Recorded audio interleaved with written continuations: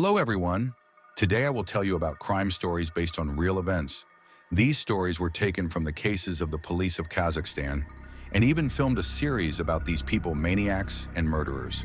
The series is called 532. Don't forget to subscribe and like. The service of investigator Shalkar, who in the dashing 90s investigated a series of brutal murders. 532, two men driving through narrow wastelands in a gray Zhiguli appear to the attention of the audience. Their prototypes are the Balatbai maniacs. Berdaliev and Abdusin Urmanov have been on the territory of the two countries since 2011. A wave of female murders began in Uzbekistan and Kazakhstan. Unlike the series, the killers actually drove a gray Mercedes. It was into him in December 2011 that their first victim, 29-year-old Ekaterina, who wanted to get from Shymkent to Saryagash. The maniacs killed and raped her right on the way. The next murder was committed just a month later in January 2012. This time, the victim of the maniac was 25-year-old Asel, who called her husband and reported that the taxi driver's car had broken down 30 kilometers from Shymkent. However, it later became apparent that the breakdown was just an excuse for the killers.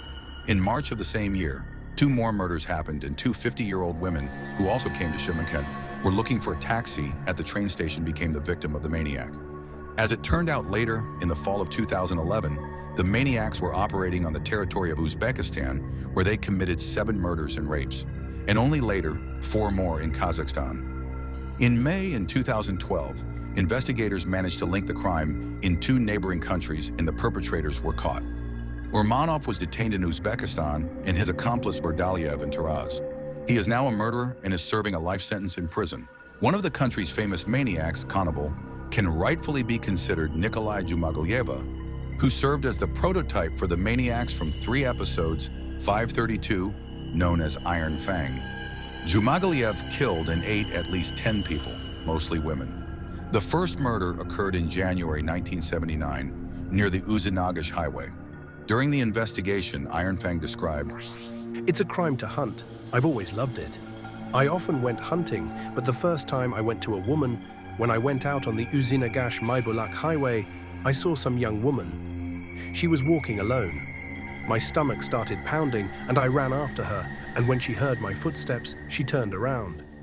But I caught up with her and grabbing her by the neck with my hand, turning towards the dump, she began to resist, and then I cut her with a knife.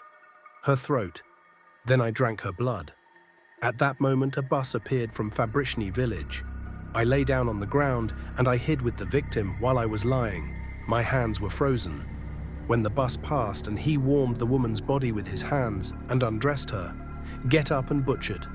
I cut out the breasts along with strips of fat, cut out the calves, separated the eye and thighs, then put all these parts in a backpack and brought them home. I melted some of the fat, salted some of it, and ate it, like bacon.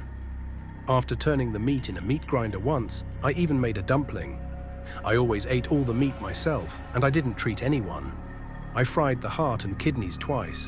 I also roast meat, but it was tough and it took a long time to cook it with its own fat. I've been eating this woman's meat for about a month. The first time I ate its meat by force, and then I got used to it," said the killer. the woman's body was found on January 25th of the same year, but the maniac was not caught then. During the whole of 1979, the maniac killed and ate 5 more humans. However, the first time he was caught, it was for a completely different reason.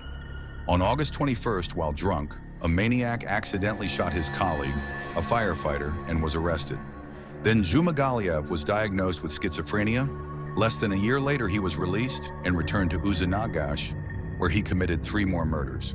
Losing control of himself from impunity, Iron Fang invited friends and girlfriends to his home. He killed one of them in the kitchen and began dismembering her in the next room. Upon seeing this, the guests fled the scene of the crime in horror and turned to the police. Zhumaguliev was detained, declared insane, and again placed in a mental hospital where he spent 8 years in 1989. He escaped directly from under escort and was put on the wanted list. For 2 years, the maniac hid in the mountains while in Kyrgyzstan. In 1990, Zhumaguliev committed his 10th crime, which was charged only in 2014. Now, Iron Fang is in a specialized psych hospital and is completely isolated from society. From the autumn of 1993 to the summer of 1994, Women began to disappear in the village of Vishnevka, one after another. As it turned out, they were all victims of the same grandfather of the maniac, Alexander Dudnik, the prototype of which is presented in episode 4, 532, for the first time. Angelica killed a young girl. And in the second and third, mothers with many children. As one of the investigators said, in the case of Dudnik, the evidence of his guilt was found when Dudnik tried to burn the bag, but the keys that came to the house turned out to be inside. He was one of those killed for 18 years for these brutal murders. The maniac from Vishnevka was sentenced to death in winter. In 1992, Al-Farabi Kazakh State University faced a terrible tragedy. The mysterious maniac who became the prototype of the killer from episode 5, 532, announced a hunt for young female students. The first victim was found by young children in January when a 6-year-old child found a girl's body in a snowdrift, which had been cut from ear to ear. The unfortunate student turned out to be a student from the history department named Aliyah. The roommates during the investigation said that the girls had disappeared 3 days ago. On the day of her death, she was going on a date with a guy named Talgat. It was he who became a suspect in this high-profile case. Nevertheless, the young man denied his guilt during the interrogation. Moreover, they had been dating for about a year, and they were going to get married after the girl graduated from university. Suspicion was lifted from the guys only after a forensic examination, when it turned out from the biological material that the blood type of the alleged offender was 3, and the Rh factor was positive. Because Talgat had a different blood type, he was released a month later. After the first murder, another Kazgu student, a freshman named Medina, disappeared. The circumstances of death were the same as those of the maniac's first victim, but the body of the freshman was not found. Nevertheless, it was obvious that a cold-blooded maniac was hunting on the territory of Kazgu Grad. After some time during the interrogation of the student, the operatives came across an interesting case. One of the girls confessed that even before the murder, a mysterious stranger approached her and threatened her with a knife and raped her. I was afraid I hadn't told anyone, but she testified later. I couldn't make out the criminal's face, but he was a tall European man in his 20s and 30s. Then the operatives began to work out the main versions, which did not bring any results, and baitfish fishing began. According to Gabdrakimov, a legend of the Russian Criminal Investigation Department, they picked up 5 hefty operatives and dressed them up as girls. While hiring professional craftsmen, he picked up fashionable clothes for the girls, put on lipstick and eyeliner. So the operatives quickly attracted the attention of the students, who often they approached them, but there were no maniacs among them. Meanwhile, the police examined about 7,000 medical documents and organized a mass blood donation. Soon after coming across a sexual maniac, he turned out to be named Sergei, who was soon sitting in the investigator's office. A blood test was taken from him, but the suspect was later released because his blood type didn't match. The boys were released, but the next day he returned to the inspector's office and announced that he would help track down the criminals, as the volunteer told the boys. He was retarded, and he answered the investigator's questions in monosyllables and showed no emotion. A few days later, the boys stated that they felt a strange smell in their entrance. But when they arrived at the scene, the operatives did not feel the smell. Realizing that the assistant is not quite normal, meanwhile, the maniac reappeared. His next victim was found in a vacant lot near the dormitory, who was first raped, then cut her throat and buried. With this splitting a few days after that, the maniac, I made my first mistake by attacking a young couple, the one who had a fight in the spring. Running up to them, the maniac stabbed the guy with a knife, and he ordered the girl to undress. But the criminal was scared off by random passers-by. When the victim was described during the interrogation, the appearance of the criminal, it turned out to be Sergei Marchukov.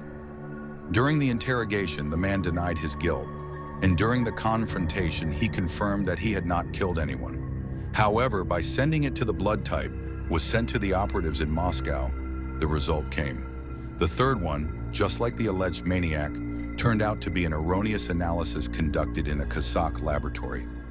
After presenting the results of the examination, the boys nevertheless cracked and began to talk about the brutal murders without missing a single detail.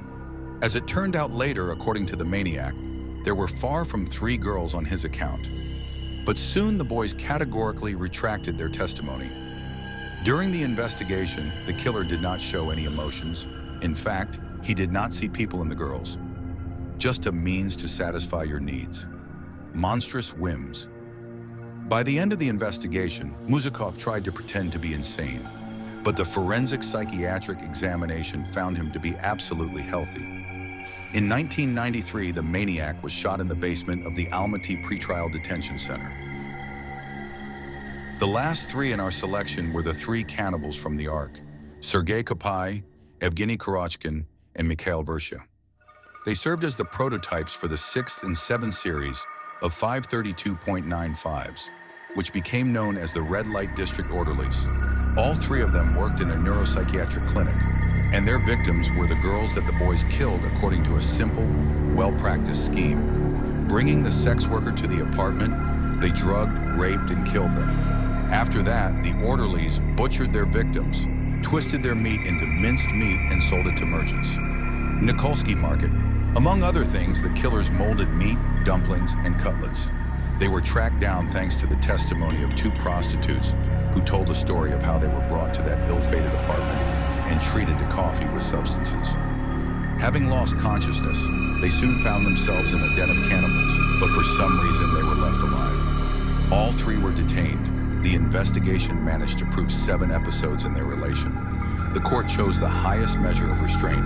To date, it is not known for certain where the orderlies are serving their sentences, but Sergei Kopy died, and his 2 accomplices, presumably, to serve his sentence in the Black Golden Eagle under the arch. Despite the fact that some of the characters in the web series are fiction or collectors of images, there is a place to be a real maniac. Aruda came out on the territory of Kazakhstan in the 90s and 10. Do not take a taxi alone. Be wary of even the most harmless strangers, and be careful.